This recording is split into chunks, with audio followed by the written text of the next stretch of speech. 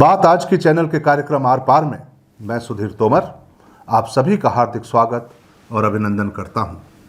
यह कार्यक्रम मूलतः लिखित और वादित दोनों ही रूप में हमारे चैनल हेड श्री सुरेंद्र चतुर्वेदी जी द्वारा किया जाता है।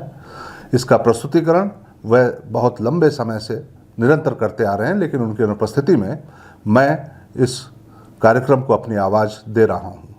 आज का विषय बहुत ही आकर्षक है। दीनदयाल जी के नाम पर बना संस्थान अजमेर में गुटबाजी का शिकार, अपने मूल उद्देश्य से भटका, पार्टी और माननीय विरोधी नेता कर रहे हैं इसका दुरुपयोग। दीनों पर दया करने वाले महापुरुषों के नाम पर अजमेर में सियासी तौर पर अपना दबदबा कायम करने के लिए इस्तेमाल हो रहे हैं। जी हां, अजमेर का दीनदयाल जी के नाम पर एकात्म मानव दर्शन अनुसंधान एवं विकास संस्थान पिछले कुछ समय से पार्टी विरोधी नेताओं के प्रयोग और उपयोग के लिए सुरक्षित हो गया है। यहां आप सबकी जानकारी के लिए बता दूं कि पंडित दीनदयाल पर शोध करने वाले और राष्ट्रीय स्तर पर इस संस्थान का दायित्व संभाल रहे डॉक्टर महेश शर्मा द्वारा यह संस्थान अजमेर में बनाया गया था।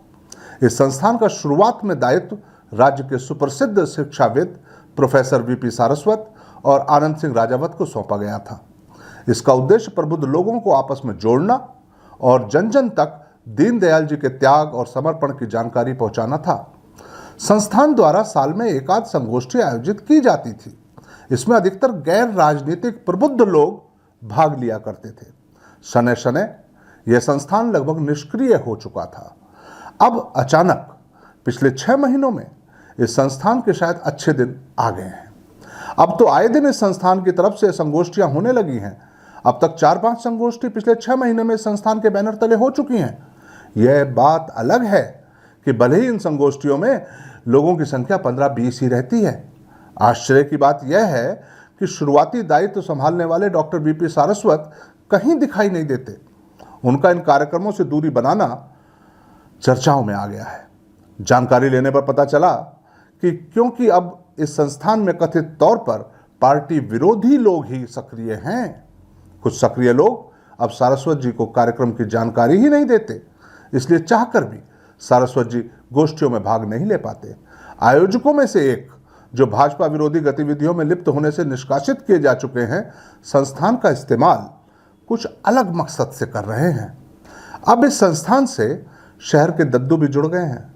यह वही पके हुए कद्दू हैं जिन्हें माननीय जी ने अपने से दूर करके उनकी असली औकात दिखा दी है।